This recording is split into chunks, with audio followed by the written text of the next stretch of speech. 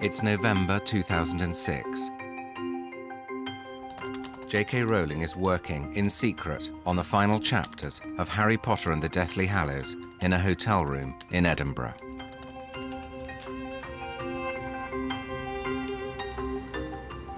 Yeah, I've helpfully made the note for myself. This will need very serious planning.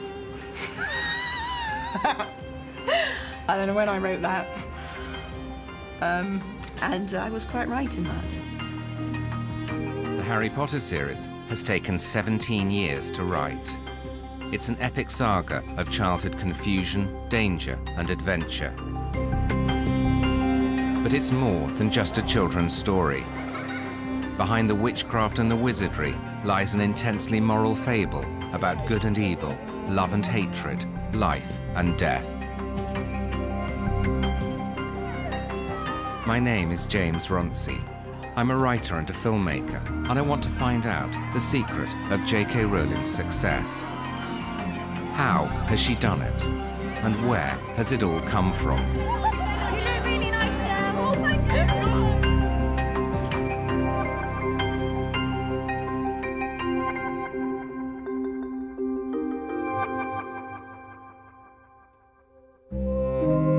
This is J.K. Rowling's country house in Perthshire. Once inside, I decided to start the film by asking a few direct questions. What's your favourite virtue? Courage. What vice do you most despise? Bigotry. What are you most willing to forgive? Gluttony. What's your most marked characteristic? I'm a trier. What are you most afraid of? Losing someone I love. What's the quality you most like in a man? Morals. What's the quality you most like in a woman? Generosity. What do you most value about your friends? Tolerance. What's your principal defect? Short fuse. What's your favourite occupation? Writing. What's your dream of happiness? Happy family. The desire for a happy family comes, in part, from a difficult childhood. Like her orphaned hero Harry Potter, Joanne Rowling was brought up on a suburban British street, first in Yate, just outside Bristol, and then a few miles down the road in Winterbourne. The house even had a cupboard under the stairs. But unlike Harry Potter, Jo wasn't made to sleep there.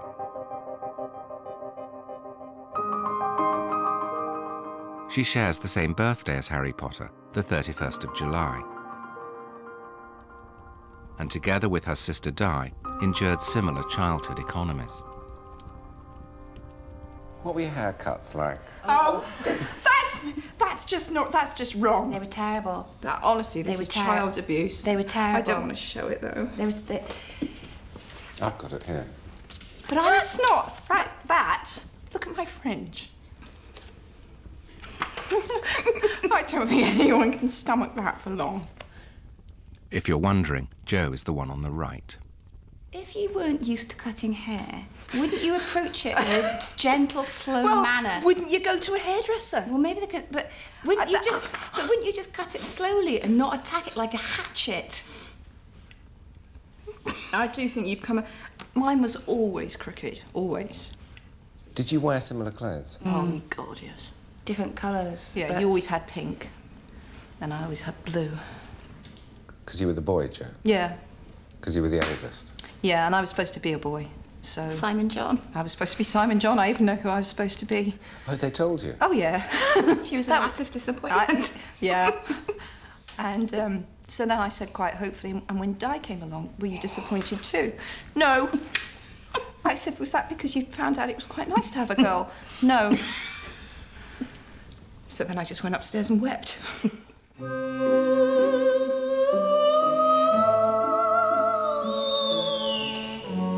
When Jo was 9 years old, the family moved to a village outside Chepstow on the edge of the Forest of Dean.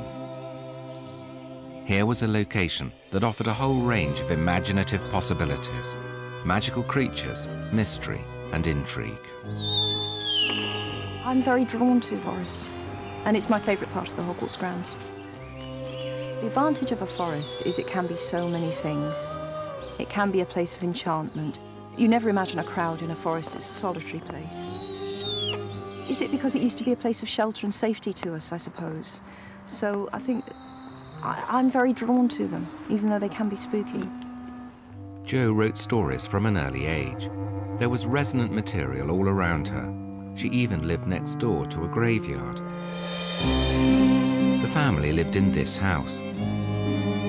Jo and her sister Di earned extra pocket money as part-time cleaners of St. Luke's Church. I cannot overstate how cold it got in this church in winter when we were cleaning it. It was freezing for £1 each. It's tragic, really.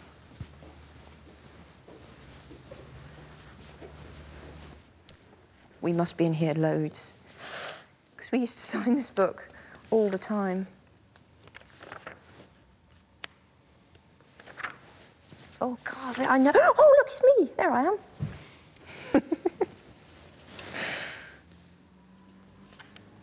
Me and Di together. Joanne Rowling, age 12, Diane Rowling, age 10.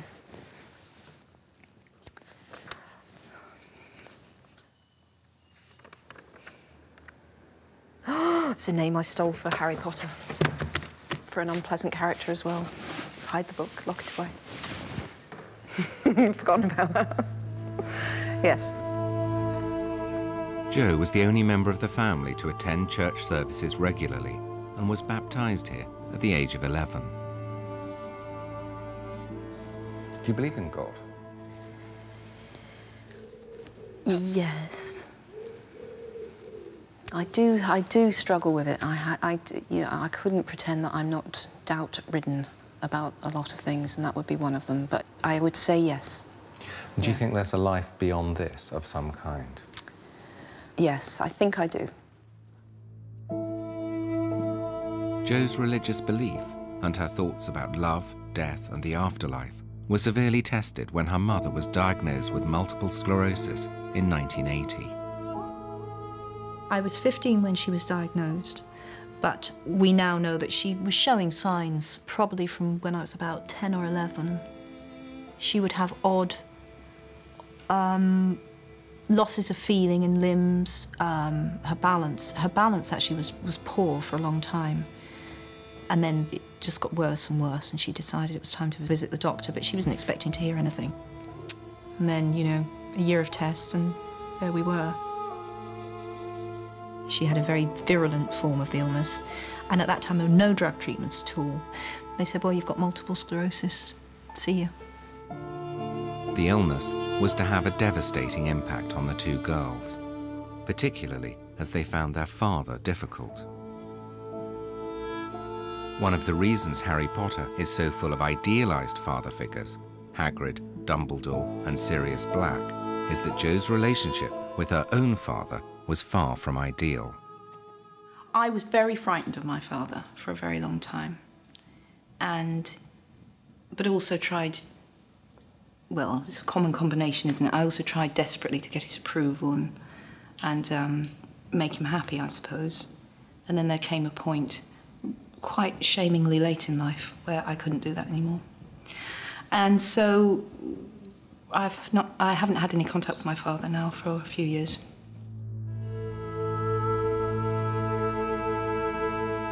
The absence of any meaningful relationship with her father and the long, slow loss of her mother are two of the most important influences on Jo's writing. Anne Rowling died in 1990. She never knew about Harry Potter or the phenomenal success her daughter was about to enjoy.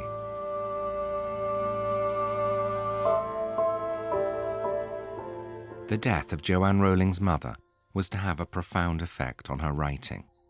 In many ways, the whole of Harry Potter is one giant attempt to reclaim a childhood.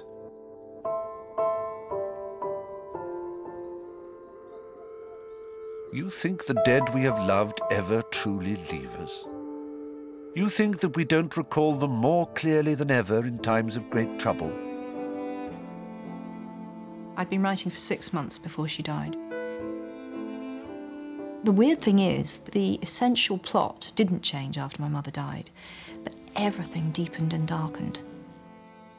Harry was always going to lose his parents, and it was always going to be a quest, really, to avenge them, but to avenge everyone against this creature, this being who believes that he can make himself immortal by killing other people. So that's something I'd created before she died, but yes, it seeped into every part of the books. I think, in retrospect, now I've finished, I see just how much it informed everything.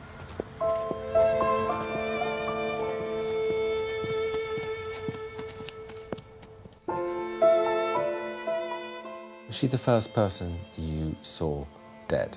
No, because I didn't see her dead, which was in deference to my father's wishes. I wanted to see her, and he didn't want me to see her, and I mistakenly, as I look back, I agreed not to, and I really deeply regret that.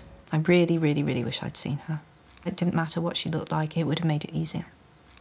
Because I do believe that the truth, which is another theme in the books, and certainly stems from my own past, I think that the truth is always easier than a lie or an evasion. Easier to deal with, and easier to live with. After her mother's death, Jo moved to Portugal to teach English as a foreign language. She married Georges Orantush, a television journalist.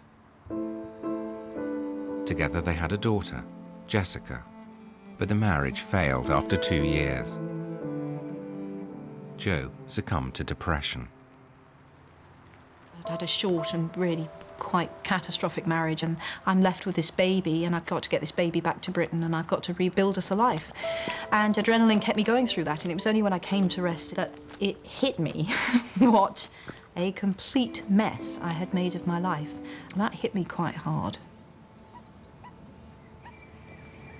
We were as skint as you can be without being homeless. In other words, we were existing entirely on benefits. And at that point, I was definitely clinically depressed. And that's just characterised for me by a numbness, a coldness, and an inability to believe that you will feel happy again or that you could feel light-hearted again. It's just all the colour drained out of life, really. And I loved Jessica very, very much, and was terrified something was going to happen to her, because I think I'd gone into that very depressive mindset where everything's gone wrong, so this one good thing in my life will now go wrong as well. So it was almost a surprise to me every morning that she was still alive. I kept expecting her to die, or it was a bad, bad time. Jo's depression inspired her creation of the Dementors in the Harry Potter series. Dementors are among the foulest creatures that walk this earth. They infest the darkest, filthiest places. They glory in decay and despair. They drain peace, hope, and happiness out of the air around them. Get too near a Dementor, and every good feeling, every happy memory will be sucked out of you. The Harry Potter books may be located in an alternative fantasy world, but they're filled with the pain and dilemmas of real life. They address serious moral questions about the nature of trust, loyalty, integrity, and the need to make a stand against evil.